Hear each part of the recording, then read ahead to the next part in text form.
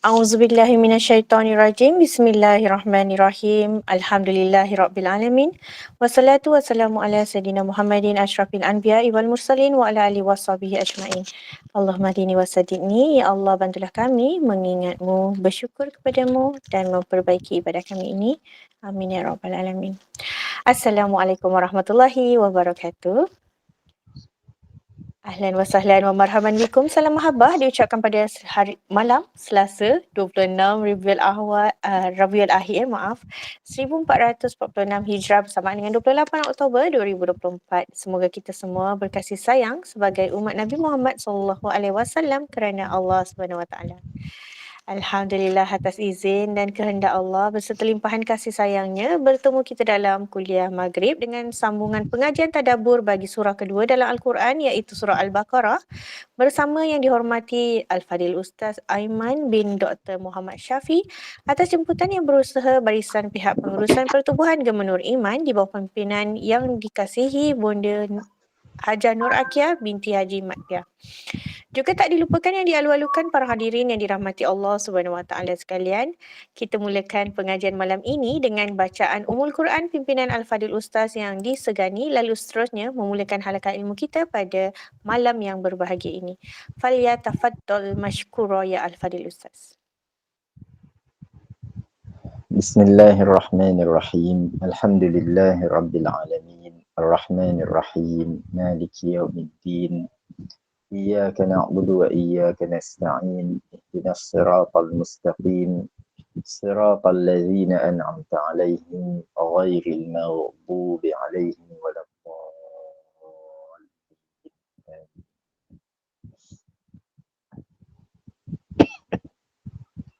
Terus mula Ustaz. A'udzu billahi minasyaitonir rajim. Bismillahirrahmanirrahim. Alhamdulillahi rabbil alamin wa usalli wa usallimu ala man bu'itha rahmatan lil alamin wa ala alihi wa ashabihi wa man ihtada bihadihi wa istanna bi sunnatihi ila yaumiddin. Allahumma ati anfusana taqwaha wa zakkiha anta khairu man zakkaha anta waliyuha wa maulaha. Rabbi yassir wa la tu'assir. Rabbi shrah li sadri wa yassir li amri wahlul 'uqdatan min lisani yafqahu qawli. Subhanaka la ilma lana illa ma 'allamtana innaka antal alimul hakim. Allahumma amin. Assalamualaikum warahmatullahi wabarakatuh. Alhamdulillah, kita bersyukur kepada Allah Subhanahu Wa Taala kerana masih memberi kesempatan dan peluang untuk sekali lagi kita bersama-sama menelusuri dan menghayati dan mentadabbur ayat-ayat Al-Quran, khususnya daripada surah Al-Baqarah, yang mana Nabi sallallahu alaihi wasallam bersabda, "Iqra'u surah Al-Baqarah." Bacalah kamu surah Al-Baqarah, fa inna akhdaha barakah. Kerana sesungguhnya mengambil surah ini sebagai amalan akan membawa banyak keberkatan. Wa tarkaha hasrah. Dan mengabaikan surah ini pula akan menyebabkan penyesalan. Wala tastati'uha al-batalah. Dan yang ketiga, surah Al-Baqarah ini juga merupakan surah pendinding yang tidak dapat ditembusi oleh mana-mana ahli sihir.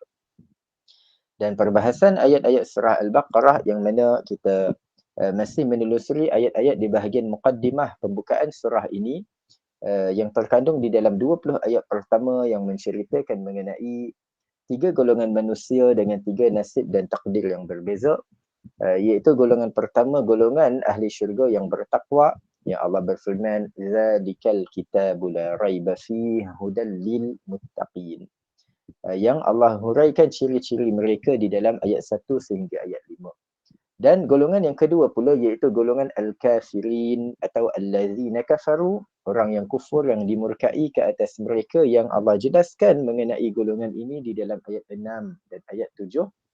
Dan kemudian golongan yang ketiga iaitu golongan ad-dallin, golongan yang tersesat, atau juga dikenali sebagai golongan al-munafiqin, yang Allah jelaskan panjang mengenai golongan ketiga ini bermula ayat 8 sehingga ayat 20. Dan kita telah telusuri ayat-ayat daripada golongan pertama dan kedua, al-muttaqin dan al-kafirin. Dan kita telah tadabbur juga lebih daripada separuh bahagian golongan ketiga, golongan al-munafiqin, yang mana Allah huraikan mengenai takrifan atau definisi golongan ini di dalam ayat 8, dan punca mereka dan sifat atau ciri utama mereka yang suka berkata dusta di dalam ayat 9, dan punca mereka hidup di dalam kesesatan pada ayat 10, dan kemudian ciri-ciri tambahan di yang kedua, ketiga dan berikutnya pada ayat 11, dan sehinggalah pada yang kita telah berhenti pada pertemuan lalu pada ayat 16 Al-Baqarah. Jadi kesinambungan daripada itu, kita akan masuk pada bahagian rumusan atau penutup pada 4 ayat terakhir. Ayat 17, 18, 19, 20.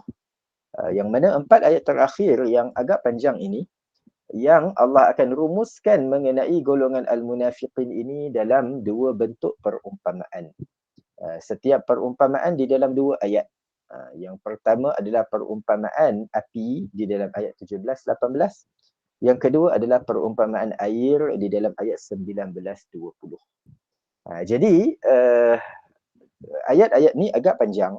Jadi kita akan fokuskan pada kuliah kita malam ini berkaitan perumpamaan pertama terlebih dahulu, dan semoga sempat waktu kita untuk cover kedua-dua ayat ni sekali, 17, 18. Sebab bila mana berbicara tentang perumpamaan, ia adalah ayat yang mempunyai unsur sastera yang sangat tinggi di dalam Al-Quran.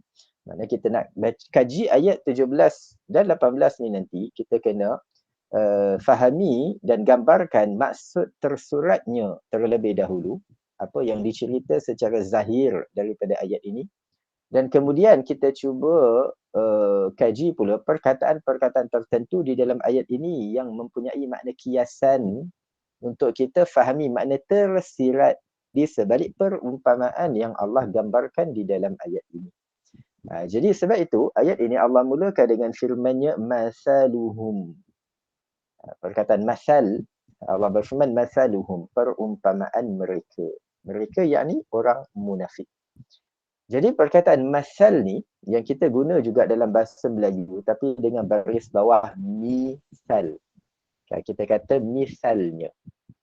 Misal tu bahasa Arab lah. Bahasa Melayu mungkin contoh.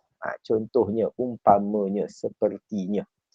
Jadi perkataan masal baris atas maupun misal baris bawah, dua-dua ni bahasa Arab. Cuma orang Melayu entah kenapa dia bila nak pakai perkataan ni dia pilih baris bawah misal. Kenapa tak masal? Mungkin sebab mi ringan sikit nak sebut, dah rasa lebih berselera. Mi, Maggi atau dah sebab tu dengannya. Jadi rasa sedap sikit lah perkataan mi. Kalau ma ni dia berat sikit, nak kena buka mulut. Ma. Jadi mi ni lagi sedap disebut dan lagi ringan pada mulut. Jadi perkataan masal atau misal, makna dia perumpamaan. Jadi Allah nak buat satu perumpamaan, Allah gambarkan orang munafik ni seperti sekumpulan manusia yang bagaimana keadaan situasi mereka. Jadi kita lihat makna tersuratnya. Kita baca ayat ni terlebih dahulu dan kemudian kita cuba gambarkan makna tersuratnya dan kemudian kita kaji makna tersurat yang lebih mendalam. Allah berfirman masaluhum, perumpamaan mereka orang-orang munafik itu kamasalil ladzi istawqada nara, seperti perumpamaan orang yang hendak menyalakan api. Falamma, lalu tatkala adaa'at ma haulah, lalu tatkala api itu telah menerangi kawasan sekelilingnya, zahaballahu binurihim wa tarakahum fi dhulumatin la yubsirun. Tiba-tiba Allah melenyapkan, menghilangkan, memadamkan cahaya mereka dan dibiarkan mereka di dalam gelap gelita tidak dapat melihat sesuatu apapun. Lalu Allah berfirman lagi, summun, bukmun, umyun. Mereka seolah-olah orang yang pekak, bisu dan buta. Fahum la yarji'un. Maka kerana itu mereka tidak dapat kembali kepada kebenaran. Ayat 17 ni, sebelum kita nak kaitkan dengan orang munafik, kita gambarkan situasi tentang orang yang Allah gambarkan dalam ayat ni. Kemudian baru kita comparekan keadaan orang munafik di Madinah dengan mereka yang Allah cerita dalam situasi ayat 17 ni. Jadi pertama sekali Allah umpamakan orang munafik dengan berfirman masaluhum, perumpamaan mereka orang munafik itu kamathali, seperti perumpamaan allazi, orang yang istauqada nara, hendak nyalakan api. Jadi ayat ni Allah cerita pasal Allah gambarkan orang munafik seperti sekumpulan manusia, satu rombongan yang pergi bermusafir, perjalanan yang jauh. Pergi bermusafir perjalanan yang jauh. Dan biasa orang zaman dulu, dia orang bila musafir waktu siang sahaja. Mana dia orang berjalan waktu siang. Waktu malam dia orang tak berjalan pasal bahaya, gelap, gelita, tak nampak jalan dan ada ancaman binatang buas dan sebagainya. Jadi waktu malam dia orang akan berehat. Dia orang akan buka kemah ke apa ke, baring tidur, makan, rehat dan sebagainya.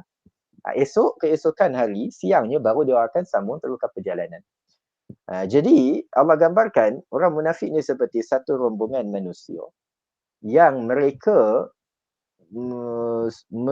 menempuhi satu perjalanan yang panjang, sepanjang siangnya sampai penat lelah, dan bila matahari dah nak terbenam, nak tiba waktu malam, mereka pun bersiap sedia untuk berehat, cari tempat sesuai untuk berhenti, untuk tidur, untuk pasang khemah, untuk masak makanan mereka nak makan, untuk nyalakan api dan sebagainya.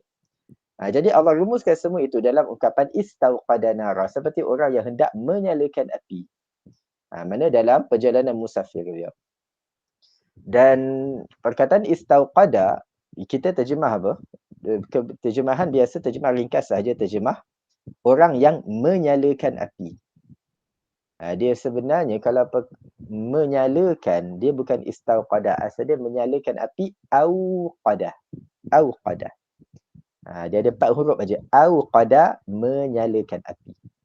Tapi bila ditambah alif dengan sin dengan ta, ada 3 huruf, total jadi 6 huruf. Waqada campur alif sin ta, jadi 6 huruf. Dia membawa maksud orang yang meminta orang lain agar menyalakan api. Atau orang yang mencari orang yang boleh membantu dia nyalakan api. Makna bukan dia direct yang nyalakan api. Tapi dia minta bantuan orang untuk nyalakan api. Itu makna istauqadah. Dia apa yang ada alif sinta, makna dia minta.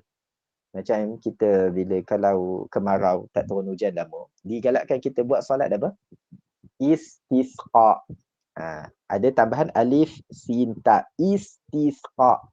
Makna dia solat minta hujan. Bila ada alif sinta, makna minta. Tapi sebab terjemahan dia tak boleh terjemah panjang-panjang, nanti tebal sangat terjemahan Quran. Perumpamaan mereka seperti orang yang meminta bantuan orang lain untuk menyalakan api, panjang sangat. Padahal nak terjemah istauqada, satu kalimah saja. Perkataan satu kalimah bahasa Arab yang ada 6 huruf, terjemah Melayu jadi 6 patah perkataan atau lebih.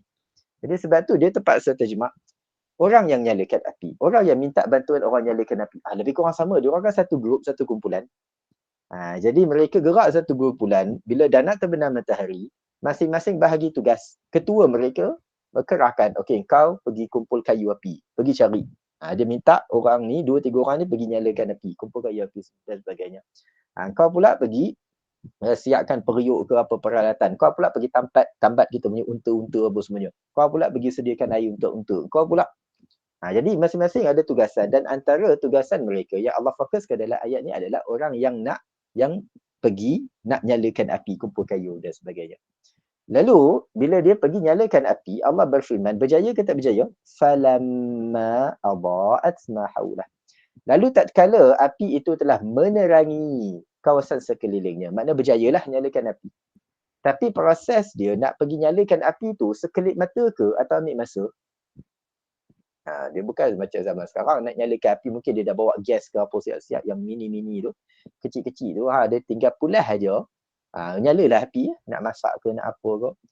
Tapi zaman dulu mana ada benda-benda macam ni. Zaman dulu nak nyalakan api dia kena masuk hutan sikit ke. Dia kena pergi cari kayu api.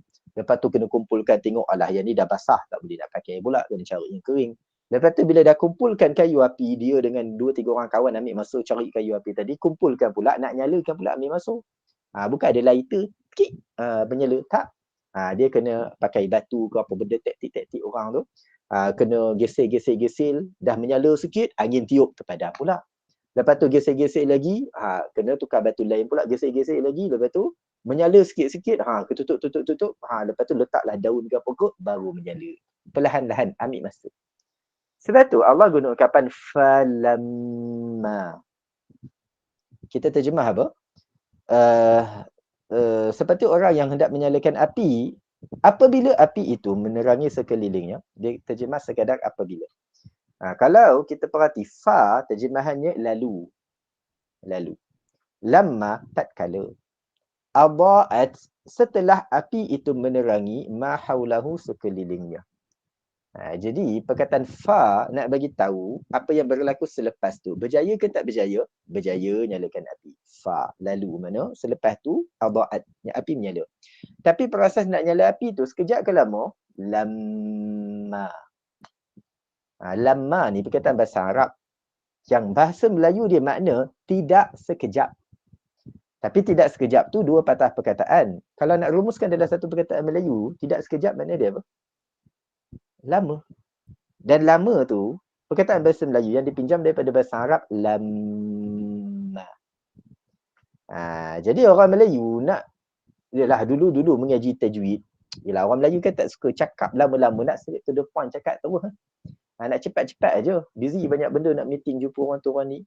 Jadi orang Melayu dulu bila mengaji, belajar tajwid, dia baca falamma adaat ma haulah. Dia baca laju falamma. Dengung tu tak cukup lama. Jadi tok guru ketuk kepala dia.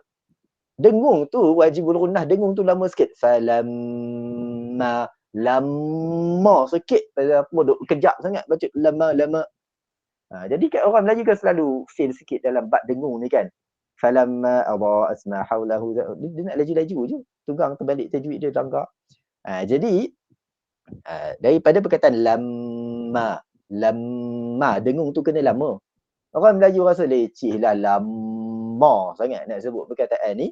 Jadi daripada lama, kalau eja Rumi L-A-M-M-A, orang Melayu malas sikit, dia buang M satu. Daripada lama jadilah lama. Saya tak percaya ke? Tak percaya. Tak apalah, ikut aku pun. Jadi tu asal dia. Sebab makna dia sama daripada lama dengan lama bahasa Arab makna sama, iaitu masa yang lama, tak sekejap.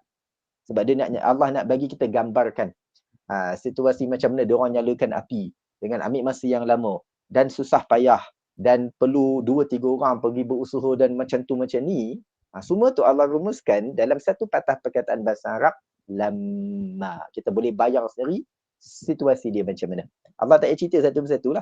Bagi tahu 2 orang atau 3 orang pergi cari kayu api. Lepas tu terjumpa rimau. Lepas tu cabut lari. Lepas tu ada yang terkencing dalam seluar dia. Tak payah cerita satu-satu benda ni. Dengan perkataan lama, kita boleh imagine sendiri. Macam mana situasi biasa orang cari kayu api nak nyalakan macam. Bayang sendiri ya. Tu semua rumus dalam satu perkataan bahasa Arab, lama. Jadi lama, kalau kita nak terjemah dengan huraian yang panjang, falamma, lalu tatkala setelah mengambil masa yang agak lama, akhirnya adaat ma haulah. Akhirnya api itu pun menerangi seluruh kawasan padang pasir yang diorang tengah musafir tu. Tak. Bila orang nyalakan api, yang menyala kawasan situ je lah. Dia bukan macam kita kat bandar ke kat mana-mana. Tekan satu sipuk, boom, satu bangunan terus menyala terang. Tak. Nyalakan api, bila dia nyalakan kat situ, situ je lah yang terang. Bukan dia nyalakan sini kun fayakun, boom, satu padang pasir terus jadi terang menerang. Tak. Jadi Allah kata mahaulah. Api pun menerangi kawasan sekelilingnya. Mana siapa nak selamat kena duduk dekat dengan api tu. Dia selamat sebab kawasan situ terang. Kalau dia pergi jauh daripada api tu, gelap, mungkin ada binatang buas, nak faham dia. Mungkin ada di jalan-jalan tak perasan ada gaung, ada lubang, dia jatuh ke. Jadi mahaulah, nak bagi tahu api tu menerangi kawasan sekeliling, tak besar mana api tu, tak sampai ke kawasan yang lebih jauh. Jadi siapa duduk sekeliling api tu, dia terang, dia selamat. Allah berfirman apa?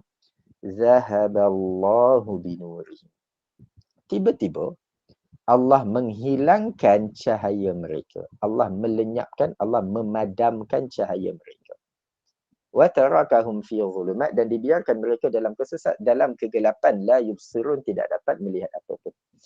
Di sini kita perhatikan tadi awal ayat bila Allah Dia cerita pasal istauqada. Mereka nak nyalakan api ke nak nyalakan cahaya? Mereka nak nyalakan istauqada naran, nak nyalakan api. Allah tak berfirman istauqada nuran, nak nyalakan cahaya. Tak. Mereka nak nyalakan api. Tapi tujuan mereka nyalakan api sebab nak apa? Sebab nak kenyangkan perut? Tak. Sebab nak cahaya. Sebab mereka ni sekarang dah nak matahari terbenam, jadi sebelum gelap malam, diorang kena nyalakan api dulu. Dengan ada api, dapatlah cahaya. Dan bila ada cahaya, senang diorang nak buat kerja ke, nak ke sana kemari ke, nak masak ke, nak kemas barang ke, nak buat apa, nak tengok sekeliling ke. Jadi mereka nyalakan api bukan sebab nak api, tapi nak cahaya daripada api. Lalu bila semua tu dah selesai, tiba-tiba Allah buat apa dengan mereka? Allah berfirman, zahaballahu binurihim. Allah padamkan api mereka ke? Tak. Zahaballahu binarihim. Allah padamkan api nar? Tak. Zahaballahu binur. Allah padamkan cahaya mereka. Kenapa masa cerita mereka nyalakan, kata mereka nyalakan nar, api. Tapi bila Allah padamkan, tak kata Allah padamkan api, Allah padamkan cahaya mereka. Ada beza sangat ke api dengan cahaya? Padahal kalau api menyala, sudah pasti ada cahaya. Dan bila api terpadam, sudah pasti terpadam juga cahaya. Jadi kenapa tak guna sama je? Orang yang menyalakan api, tiba-tiba Allah padamkan api mereka. Sebab mereka nyalakan api nak cahaya, bila Allah padamkan api mereka, hilanglah cahaya mereka. Kenapa tak guna dua-dua api? Kenapa pertama mereka nyalakan api? Bila Allah padamkan, yang dipadamkan cahaya. Mana apa? Allah nak bagi tahu. Bila mereka nyalakan istauqada naran, mereka nyalakan api, sudah pasti cahaya pun ada. Mustahil orang boleh nyalakan api. Mat, cepat nyalakan api, gelap ni. Aku dah nyalakan api, kau tak nampak ke? Mana pasal apa? Gelap. Aku tak tahu, aku dah nyalakan api ada, tapi gelap kenapa aku tak tahu? Mana tak nyala lah tu. Bila kata nyalakan api, mana mesti terang. Bila ada api, ada cahaya. Jadi, bila ada api, pasti ada cahaya. Dan kalau cahaya tak ada, mestilah api pun tak menyala. Tapi bila Allah berfirman, zahaballahu binurihim, Allah padamkan cahaya mereka, nak bagi tahu cahaya tu sahaja yang terpadam padahal api masih menyala. Dan ini yang menimbulkan tanda tanya. Macam mana kita nak bayang keadaan situasi api menyala tapi cahaya tak ada? Kalau api menyala, cahaya mesti ada. Satu keadaan je kita boleh bayangkan. Keadaan di mana api masih menyala tapi orang tu gelap gelita, dia tak dapat cahaya. Keadaan yang macam mana? Yang Allah bagi clue dekat tadi, adha'at ma haulah. Api tu menerangi bukan satu kawasan semua tu. Api tu hanya menerangi kawasan sekelilingnya. So, bila mereka dah nyalakan api dan mereka duduk di sekeliling api tu, ramai-ramai duduk sambil bercakap, berbual, makan dan sebagainya, duduk sama-sama, semua duduk sekeliling api, semua dapat cahaya daripada api tu. Masing-masing dapat cahaya pada api tu sebab duduk berdekatan sekeliling haulahu, sekeliling api tu. Tiba-tiba ada sebahagian mereka, 2-3 orang ke, tiba-tiba kata, aku tak selesa lah duduk dekat dengan api ni, panas, berpeluh.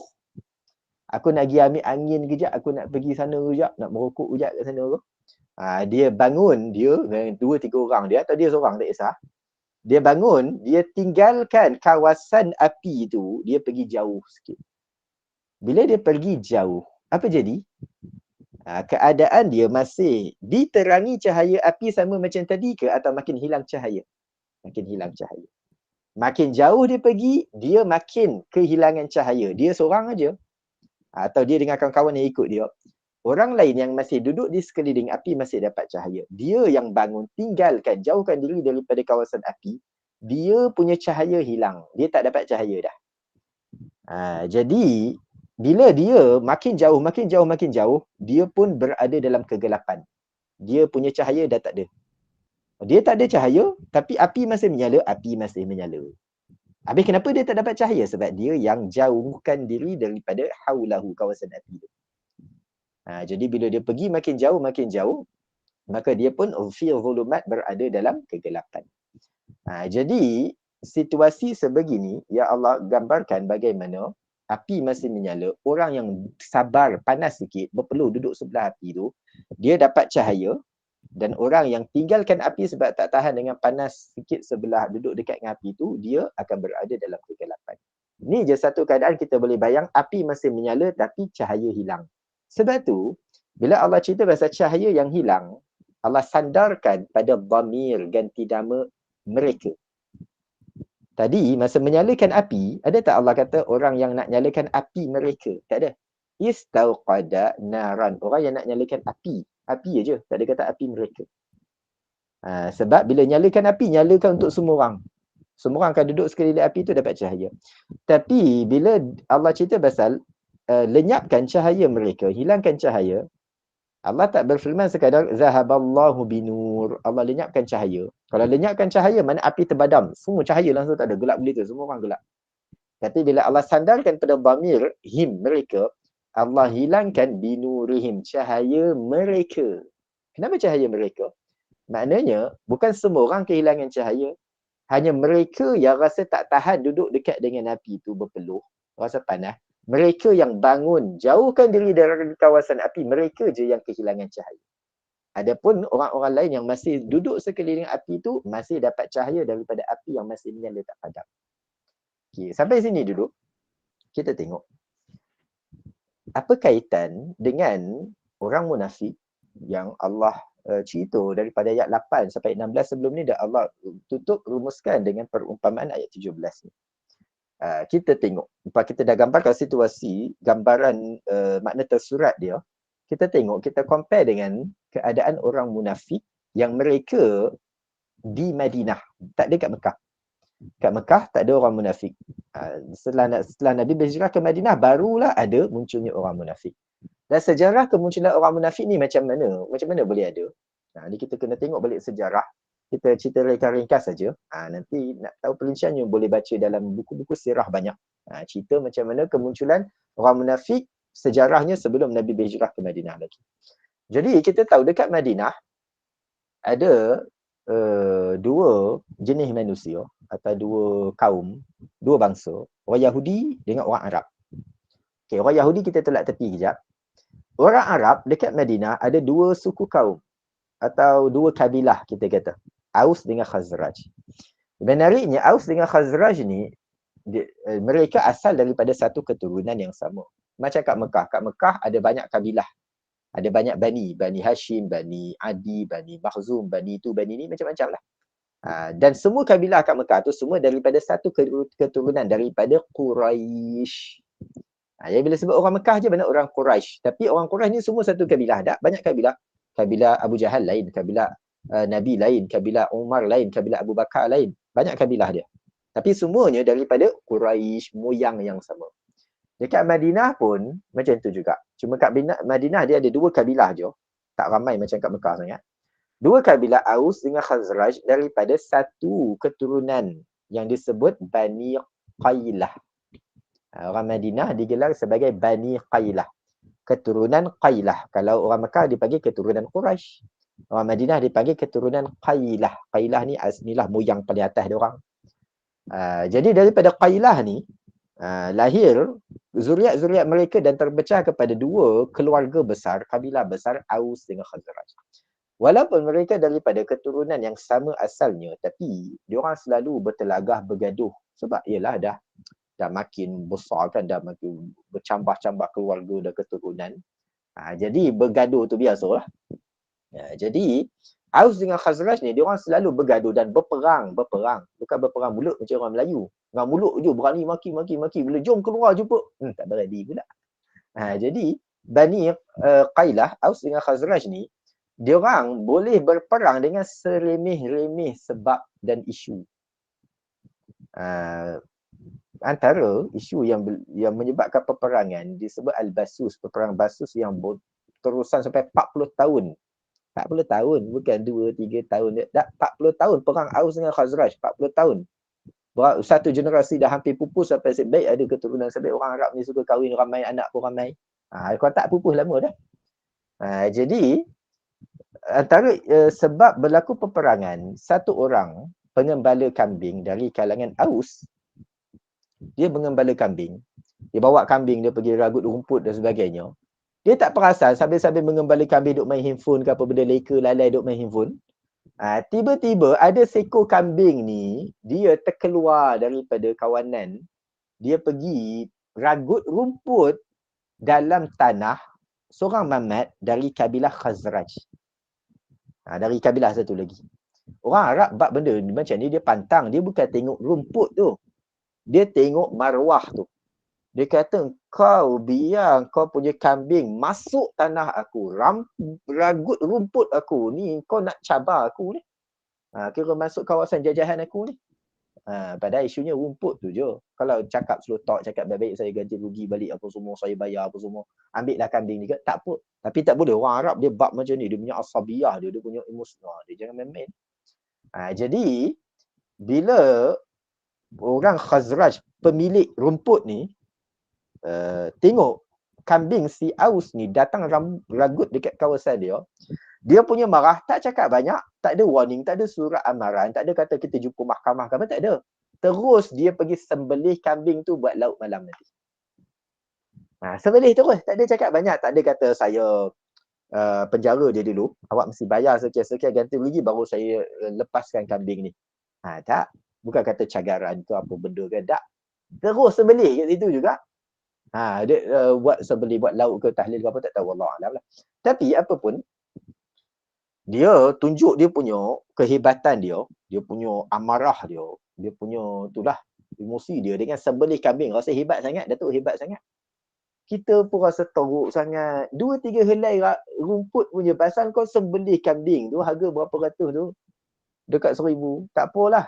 Tu pun dah kira teruk. Lagi teruk, Mamat Aus ni pun lagi teruk juga.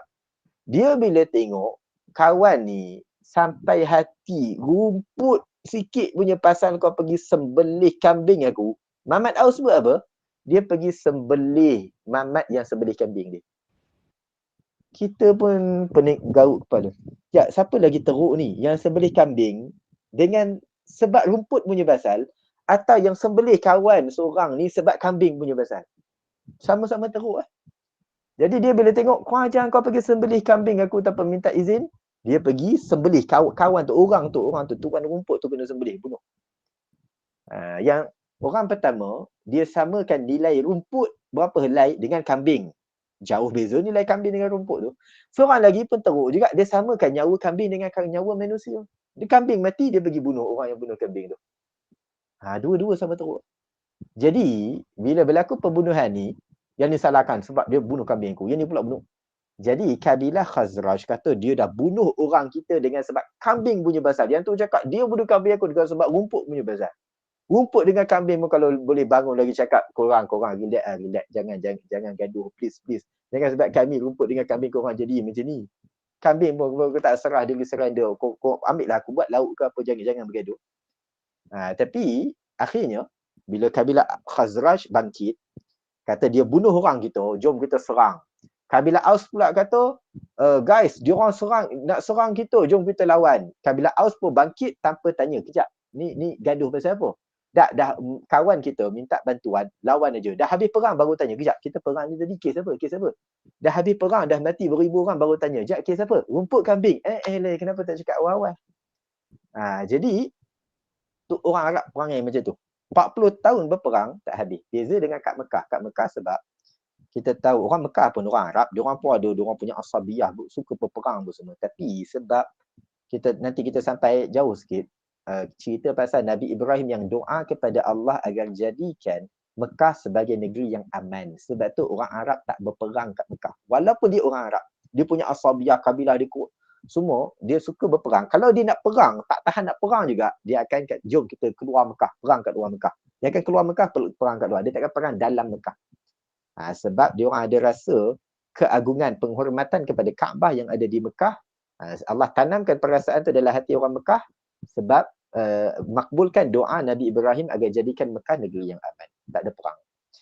Jadi kat Madinah, dia orang perang ni biasa sampai 40 tahun. Sampai akhirnya, orang Madinah dah 40 tahun perang, dia orang kata kita ni, dia bukanlah 40 tahun tu setiap hari perang, tak. Dia perang sampai dia orang dah penat, lepas tu gencatan senjata, berdamai kejap. berdamai, kata kita okeylah kita berdamai, kita tak perang. Tapi tak perang tu kejap je. Kejap lepas dah berhenti perang seminggu, kata kita berdamai lah. Lepas seminggu, lepas jumpa kat pasar, lepak-lepak kat kedai kopi sambil minum arak, orang Arab minum arak. Sambil minum arak tu dia cakap-cakap cerita-cerita, ingat tak dulu kita ni bermusuhan, betul. Kita ni selalu berperang, betul. Sebab apa? Sebab rumput dengan kambing. Kau tahu tak antara yang pemilik rumput dengan kambing, siapa lagi teruk? Aku rasa pemilik rumput lagi teruk. Dia kata, yelah dah pasal dia kabilah aku. Sebenarnya bagi aku, pemilik kambing, kabilah kau lagi teruk. Dah gaduh balik, berperang balik. Sebab ungkit cerita lama. Baru bergencatan senjata seminggu, perang balik lagi setahun, 2 tahun. Lepas tu gencatan senjata. Lepas tu terjumpa, buka balik cerita lama. Perang balik sampai 40 tahun. Tak habis lah macam tu. Jadi diorang pun sampai bingung lah. Sama-sama mereka kata kita ni tak boleh lah. Kalau terusik sikit je, kena percikan api sikit, marah sikit, perang-perang. Jadi diorang kata kita ni kena kat Madinah, dua kabilah ni duk selalu bergaduh, tak boleh jadi. Tak lama lagi kita akan pupus. Bila orang Arab selalu berperang ni, yang menonton dan gembira siapa? Orang Yahudi. Kat Madinah ada orang Yahudi, dia orang tak perang, dia orang tengok je. Bagus, gaduh-gaduh, perang-perang. Kami bekalkan senjata, sila-sila. Jadi orang Yahudi perhati, setiap kali orang Yahudi jumpa orang Arab, selalu sindir orang Arab. Orang Yahudi kata korang ni tak lama lah. Habis lah lepas ni pupuh lah. Tak baki dah orang Arab dekat Madinah ni. Jadi orang Yahudi buka cerita. Dan kata, lebih-lebih lagi, tak lama lagi korang tahu tak Tuhan akan utus seorang Nabi. Orang Arab, dah Nabi terakhir zaman Nabi Ismail, diorang tak dengar dah perkataan Nabi ribuan tahun, wahyu apa semua diorang tak tahu. Jadi bila dengar orang Yahudi cakap Nabi, diorang tanya, Nabi tu apa benda? Nama makanan ke, pusat pelancongan ke, tempat perkelahan ke, apa benda? Jadi orang Yahudi kata, jahil betul kamu orang Arab ni. Nabi ni kamu tak tahu ke? Nabi ni tak pernah dengar Nabi Ibrahim, Nabi Ismail ni, kamu keturunan mereka kan? Nabi ni orang yang dapat wahyu, yang Allah utuskan dia, yang akan datang memimpin kami orang Yahudi keturunan Nabi. Sebab orang Yahudi keturunan Nabi. Yang Nabi ni akan datang muncul memimpin kami orang Yahudi keturunan Nabi untuk menghapuskan kamu semua orang Arab yang kufur, yang sembah berhala, yang selalu berperang sesama sendiri. Jadi orang Arab Madinah dah mula takut. Sebab dia orang walaupun beza agama dengan Yahudi, tapi ada sedikit sebanyak percaya dengan cakap-cakap orang Yahudi. Lagi-lagi tentang ramalan masa depan. Sebab mereka tahu orang Yahudi ni adalah ahli kitab, orang yang baca kitab. Yang diwarisi daripada para Nabi. Yang merupakan keturunan Nabi Ibrahim juga. Yahudi daripada keturunan Nabi Yaqub bin Nabi Ishaq bin Nabi Ibrahim. Jadi apa-apa yang orang Yahudi cerita pasal ramalan masa depan, orang Arab kalau dengar, dia orang percaya. Jadi dia orang takut. Dia kata kita ni memang patutlah dibinasakan. Kita selalu perang sama sendiri. Sama ada kita akan binasa sebelum Nabi ni muncul, yang akan memimpin orang Yahudi, kita binasa sendiri sebab kita perang sama sendiri, atau kalau kita berhenti perang pun, lepas Nabi ni muncul, akan memimpin orang Yahudi, akan membinasakan kita sama. Jadi orang Arab fikir macam mana, apa kata kita lantik seorang pemimpin yang menyatukan kita orang Madinah, pemimpin yang adil, yang tidak berat sebelah, yang cerdik, yang pandai. Kalau kita nak bergaduh, nak berperang aja, pemimpin ni reti nak hentikan peperangan, satukan kita, damaikan kita. Kita kena ada seorang pemimpin macam ni kat Madinah. Sebab dia orang tak ada pemimpin. Aus ada pemimpin dia, Khazraj ada pemimpin dia. Semua Arab kat Madinah setuju. Persoalannya, pemimpin ni nak lantik dari kabilah Aus ke Khazraj, sebab ada dua kabilah aja. Jadi masing-masing tak puas hati. Kalau pemimpin ni kita lantik daripada orang yang cerdik macam mana pun, dari kalangan Aus, kalau berlaku pergaduhan, mesti ada sedikit sebanyak pemimpin ni berat sebelah, cenderung kepada kaum dia, nak menangkan kaum dia. Sebab dia dari Aus. Kalau pemimpin ni dilantik dari kalangan kabilah Khazraj, cerdik, baik, bagus macam mana dia pun, kalau berlaku pergaduhan, pertikaian apa semua, tuntutan, dia sebagai orang Khazraj mesti ada kecenderungan sedikit sebanyak nak menangkan kaum dia, puak dia. Jadi orang Madinah kata kita tak boleh lantik pemimpin dari orang Madinah sendiri, dari Aus maupun Khazraj. Kita kena cari orang Arab dari luar Madinah. Kita cuba mengambara, carilah mana orang-orang yang bijak pandai dekat Yaman ke, dekat Mekah, dekat mana-mana ada orang bijak pandai. Kita cuba pujuk dia, duduk tinggal kat Madinah, jadi raja kat Madinah. Kita tawarkan kekayaan, kedudukan pada dia. Duduk kat Mekah, jadi orang yang menyatukan orang Madinah. Jadi mereka pun yang hidup dalam kegelapan kat Madinah dalam huru-hara dan perang ni, diorang mengembara ke Yaman, mengembara ke San'a, mengembara ke Hadramaut, mengembara ke banyak tempat, ke Taif dan sebagainya, cari seorang yang ada ciri-ciri kepimpinan yang diorang inginkan, yang boleh satukan orang Madinah, dan dia bukan orang Madinah. Diorang cari, tak jumpa. Cari punya lama tak jumpa. Itu yang Allah umpamakan dalam ayat ni, balik pada ayat ni. Kita satu sikit cerita, kita compare dengan ayat ni. Allah umpamakan seperti orang yang istauqada nara, orang yang nak pergi nyalakan api. Diorang nyalakan api sebab nak membakar ke? Tak, nyalakan api untuk dapat cahaya. Sebab orang Madinah masa tu 40 tahun dah hidup dalam kegelapan, dalam perang, dalam berbunuhan, dalam pertelingkahan. Jadi diorang kata kita kena cari seorang pemimpin yang boleh bawa sinar harapan, yang boleh bawa cahaya ke Madinah.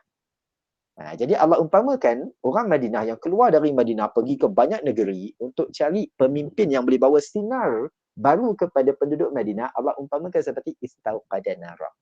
Orang yang bermusafir, lepas tu dah gelap malam, dia takut bahaya, dia pergi cari kayu api untuk menyalakan api supaya dapat cahaya dan dia selamat.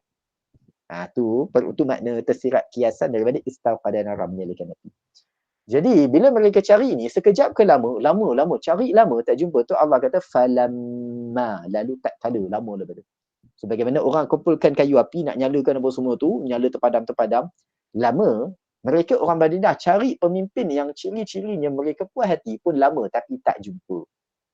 Sampailah mereka hampir putus asa. Bila mereka hampir putus asa, mereka bincang sama-sama mereka lepas balik Madinah. Dia orang kata tak apalah, dah kalau tak jumpa orang yang bukan orang Madinah, tak ada yang macam ciri-ciri yang kita nak, tak apalah, untuk sementara ni kita lantik dulu orang terbaik yang ada kat Madinah, tak kira dari Aus ke Khazraj, kita buat undi ke macam mana ke, kita lantik orang terbaik yang ada kat Madinah yang kita percaya dia boleh memimpin kita.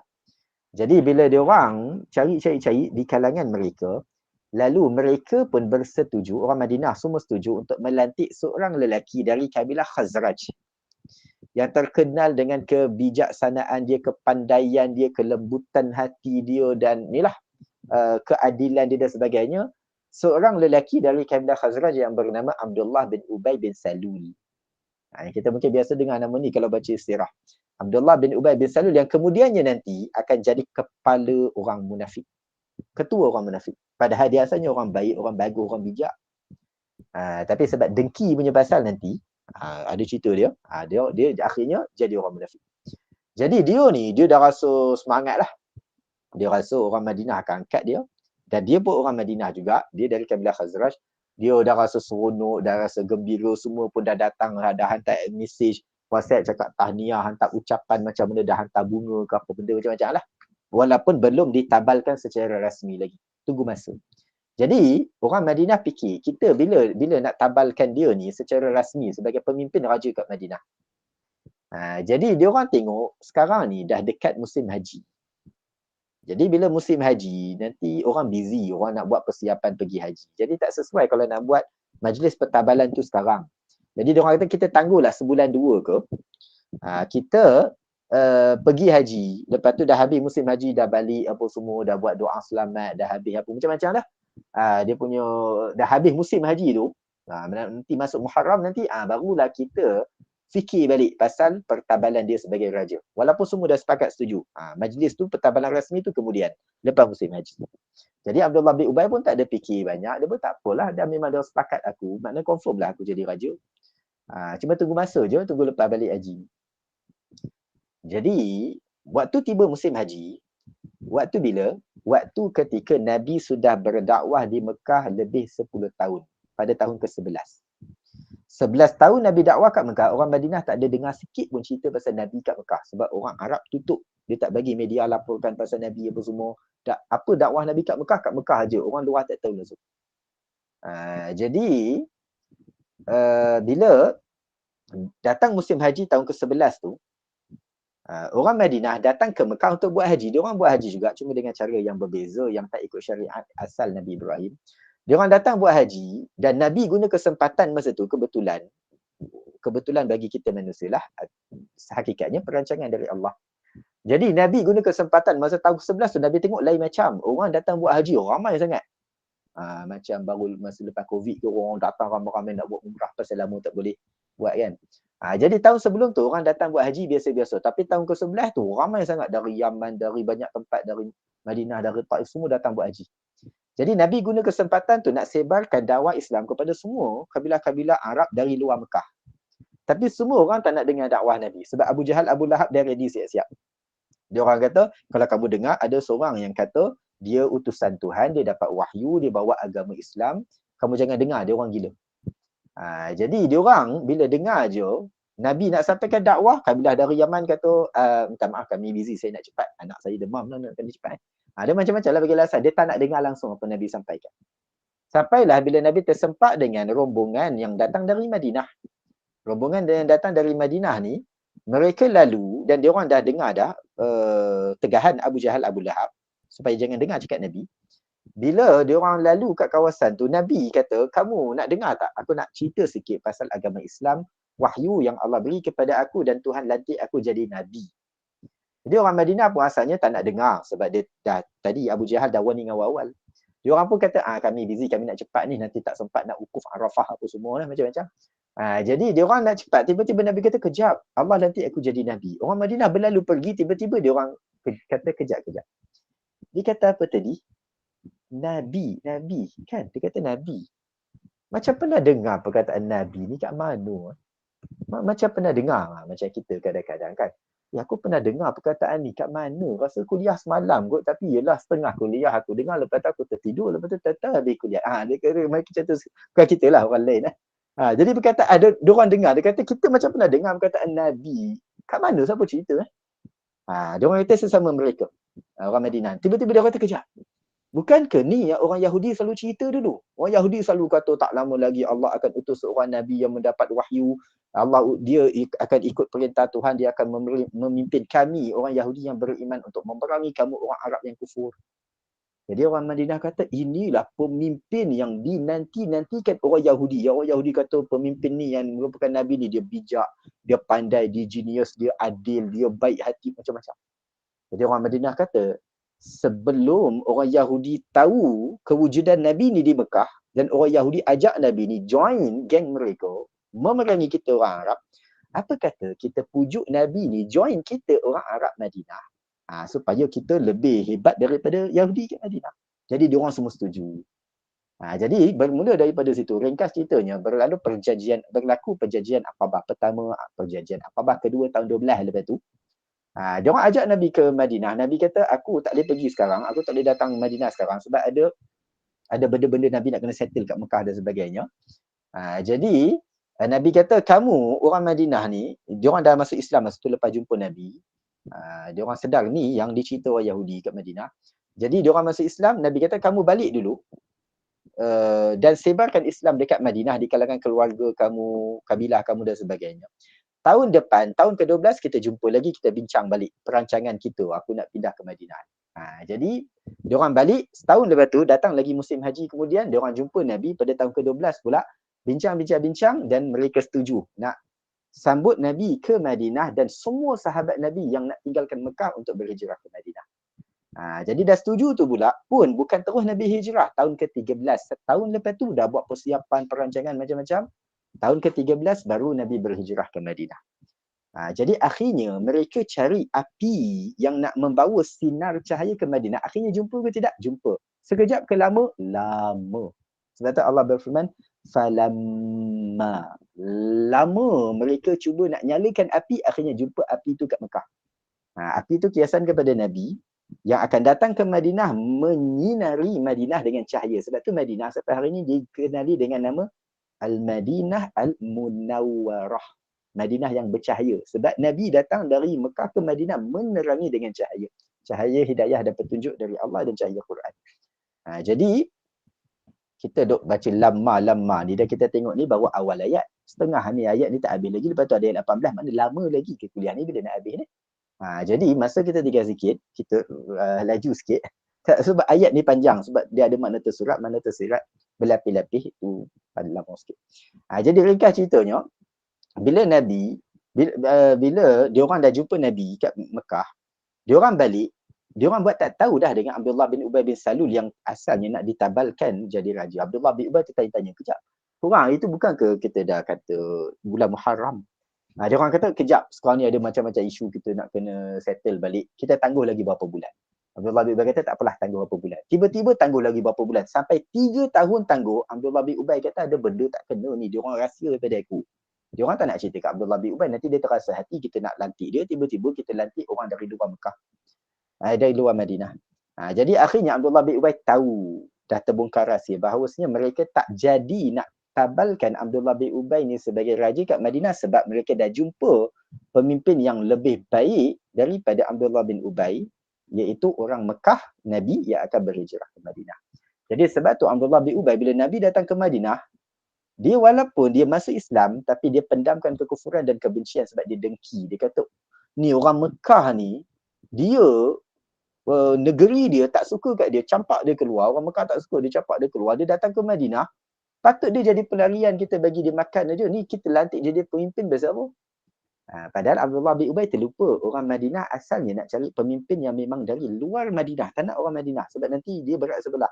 Kalau dia dari Aus, dia berat sebelah Aus. Dia Khazraj, dia berat sebelah Khazraj. Jadi bila Nabi ni orang Mekah, dan dari keturunan Quraisy yang memang lagi dihormati semua orang Arab di Makkah dan Madinah, Nabi yang memimpin, Nabi akan boleh berlaku adil kalau berlaku pertelingkahan antara Aus dan Khazraj. Jadi bila Nabi datang ke Madinah, Nabi sebagai api, umpama api tadi, membawa cahaya, menerangi, menyinari Madinah. Tapi Nabi menyinari Madinah ni, adakah Nabi datang ke Madinah, otomatik semua orang Madinah yang duduk dengan Nabi, tak duduk dengan Nabi, yang beriman dengan Nabi, tak beriman Nabi, semua dapat cahaya hidayah? Tak. Allah kata, api ni, adha'at ma haulah, hanya menerangi sekelilingnya. Mana siapa yang duduk sekeliling Nabi yang umpama api yang membawa cahaya, siapa yang duduk sekeliling Nabi, bersahabat dengan Nabi, berdamping dengan Nabi, dengar kuliah Nabi sampaikan, dengar Al-Quran yang Nabi bacakan, dia duduk sekeliling Nabi, dia dapat cahaya hidayah. Siapa yang dengar Nabi datang ke Madinah, tak apalah, aku tak kenal, aku dah sibuk dengan ladang aku, kebun, kelapa sawit, itu apa semua ni. Kelapa sawit pula. Inilah kurma dia lah ke Madinah. Dia kata, aku tak ada masa nak dengar. Dia tak duduk dengan Nabi, dia tak dapat cahaya. Jadi Allah kata, adha'at ma haula, api ni menerangi sekelilingnya. Mana Nabi datang ke Madinah, semua orang dapat cahaya tak? Siapa yang duduk berdamping sekeliling Nabi, duduk dengan Nabi, majlis ilmu Nabi, dia dapat cahaya hidayah. Jadi masa Nabi berdakwah tu, ramai orang Islam, orang beriman duduk dengan Nabi, nak dapat cahaya hidayah, nak dengar ilmu yang Nabi sampaikan, termasuk Abdullah bin Ubay bin Salul yang dengki dengan Nabi. Dia duduk dekat dengan Nabi bukan sebab dia suka dengan Nabi, bukan sebab dia nak beriman dengan Nabi. Dia masuk Islam pura-pura je. Tapi dia duduk dengan Nabi sebab dia selalu nak timbulkan kekacauan. Duduk dengan Nabi, bila Nabi tengah ceramah ke, Nabi tengah sampaikan ilmu, dia buat bising. Lepas tu dia tanya soalan provok. Lepas tu dia buat macam-macam. Lepas tu bila orang marah dia kata, korang ni, aku cuma nak tanya soalan. Dia kenapa korang marah? Dia bangkit, dia lari. Dia tinggalkan Nabi. Dia kata, korang lah pasal apa? Garang sangat dari hati. Jadi orang ni, Abdullah bin Ubay, dia duduk dengan Nabi. Patutnya dia boleh dapat cahaya hidayah yang Nabi bawa. Tapi bila dia duduk dengan Nabi sebab nak provok, nak buat kekacauan apa semua, buat orang sakit hati. Lalu akhirnya orang tegur dia, dia marah, dia tak puas hati. Dia bangkit, dia tinggalkan majlis ilmu Nabi. Bila dia tinggalkan majlis ilmu Nabi, apa jadi? Kalau dia kekal duduk dengan Nabi, dia akan dapat cahaya hidayah. Tapi sebab dia tinggalkan majlis ilmu Nabi, dia punya cahaya hidayah, padahal dia dah masuk Islam, dia punya cahaya hidayah hilang, Allah padamkan. So Allah berfirman, zahaballahu binurihim. Allah lenyapkan cahaya mereka. Cahaya siapa? Abdullah bin Ubay dengan orang-orang geng-geng munafik dia. Duduk dalam majlis Nabi bukan dengan niat nak dapat hidayah, nak buat kekacauan. Lepas tu bangkit, tinggalkan majlis, jauhi kawasan api yang menerangi dengan cahaya itu, akhirnya dia kehilangan cahaya hidayah. Lalu Allah berfirman apa? Wa tarakahum, dan Allah tinggalkan mereka, biarkan mereka fi dhulumat, dalam kegelapan. La yubsirun, tidak dapat melihat apapun. Ni kita yang Allah nak umpamakan, bila dia yang pilih, bukan Allah yang cabut hidayah dari dia. Dia yang pilih untuk tinggalkan Nabi, sumber hidayah. Lalu dia akan hidup dalam kegelapan. Mana kegelapan ni kiasan kepada kesesatan. Dia hidup dalam kesesatan dan dia tidak jumpa jalan keluar daripada kesesatan. Tu Allah berfirman la yubsirun. Macam dalam gambaran situasi makna tersurat tadi, bila dia bangun tinggalkan kawan-kawan dia duduk sekeliling api, dia pergi jauh, lepas tu dia dah mula tak nampak, alamak mana kawasan api tadi, pasal apa gelap gelita, dia tak nampak dah jalan kembali ke kawasan selamat. Macam tu yang berlaku pada orang munafik, dia walaupun Islam, tapi bila dia jauhi ajaran Islam, ajaran Nabi, dia hidup dalam kesesatan dan tak jumpa jalan untuk kembali kepada kebenaran. Jadi kita nak masuk ayat 18. Ada berapa minit? Dah 8.58. Sikit kita rumuskan ayat 18 ni. Allah berfirman, summun bukmun umyun fahum la yarji'un.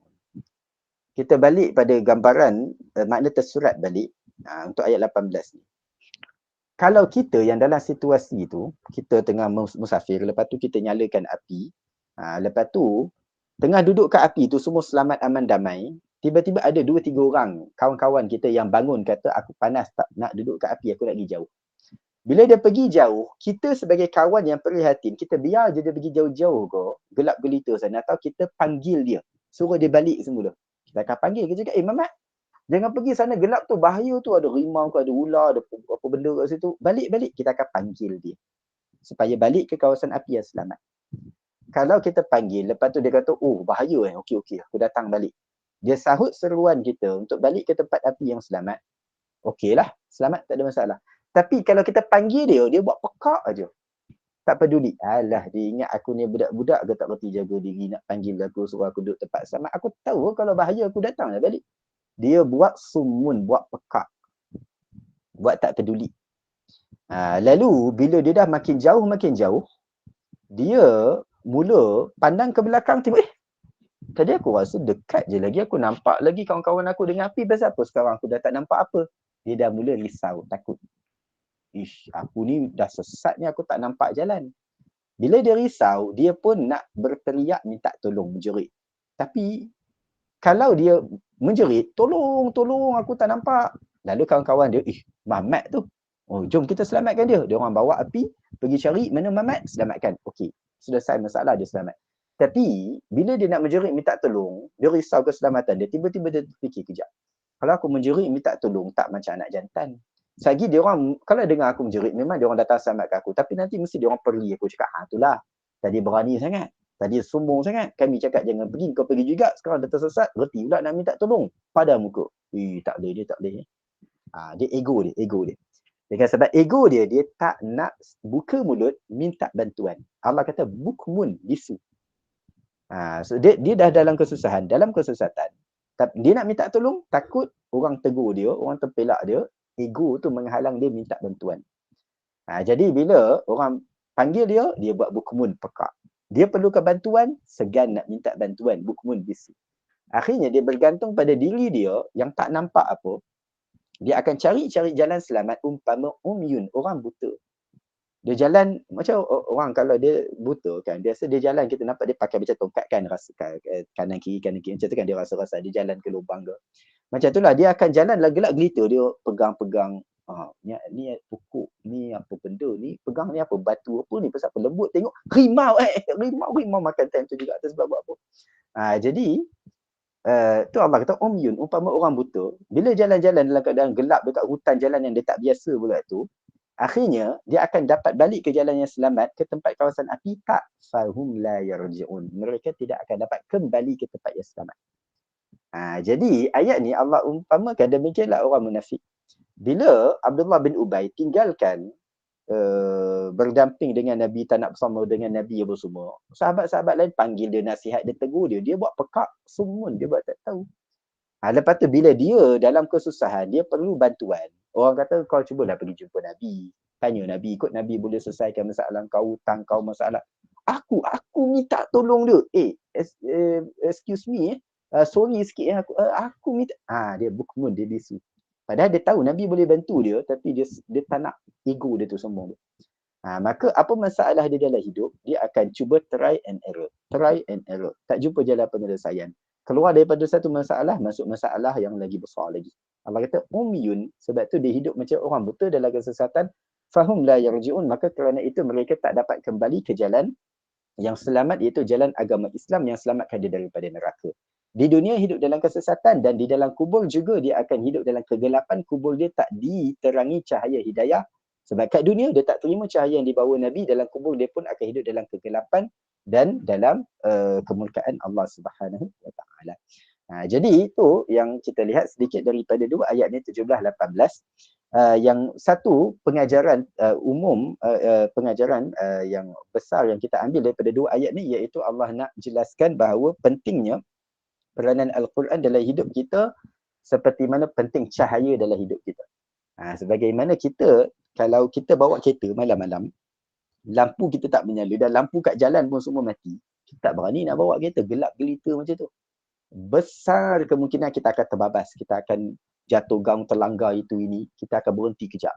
Kita cuba carilah torchlight ke apa benda ke, repair kejap kita punya ni, check mana switch rosak dekat kereta kita, lampu tak menyala.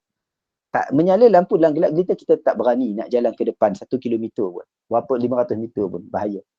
Demikianlah di dalam hidup kita ni, kita akan hidup dalam kegelapan kalau tidak berpandukan cahaya hidayah Al-Quran. Kalau kita nak hidup lagi setahun tak baca Quran, lagi 2 tahun lah aku nak belajar Quran. Lagi 2 tahun, 2 tahun yang sekarang ni aku nak hidup bebas dulu. Aku nak huha-huha dulu. Aku tak nak ikut Quran dulu. Lepas 2 tahun mula, lepas aku dah pencin, aku nak mengaji Quran apa semua.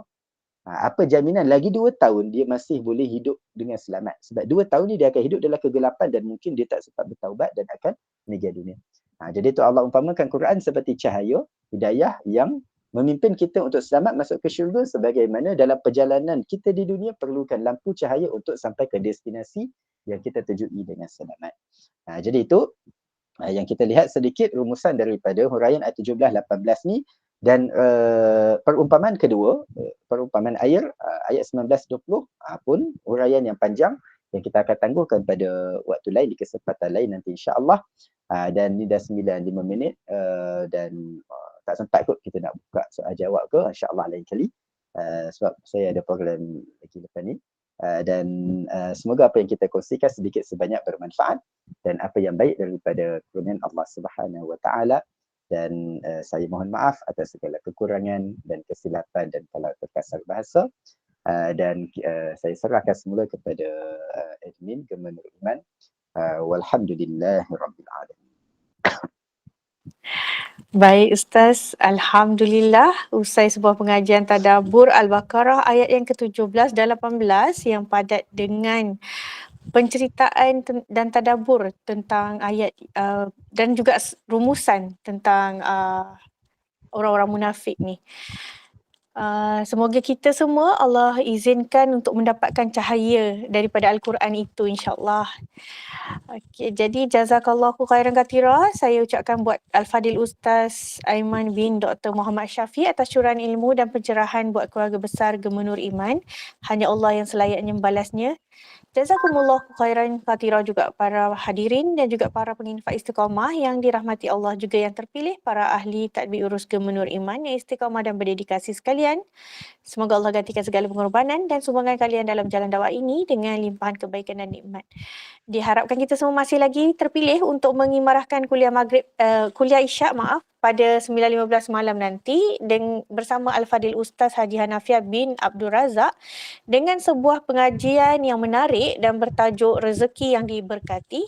Saya Adik Irma binti Sukir mohon ampun dan maaf atas hilaf dan kelemahan dalam mengacarakan kuliah pada malam ini. Sebelum itu, sebelum kita akhiri keberadaan kita di Taman-Taman Syurga ni, saya mohon pimpinan bacaan tasbih kafarah dan suratul As daripada Al-Fadil Ustaz yang disegani. Sehingga kita bertemu lagi akhir kalam. Wabillahi taufiq wal hidayah. Assalamualaikum warahmatullahi wabarakatuh. Silakan Al-Fadil Ustaz. Subhanakallahumma wa bihamdik asyhadu an la ilaha illa anta astaghfiruka wa atubu ilaik. Bismillahirrahmanirrahim. Wal 'asri innal insana lafi khusr illa alladhina amanu wa 'amilus salihati wa tawasaw bil haqq wa tawasaw bis sabr. Walhamdulillahi rabbil alamin. Wassalamu alaikum warahmatullahi wabarakatuh.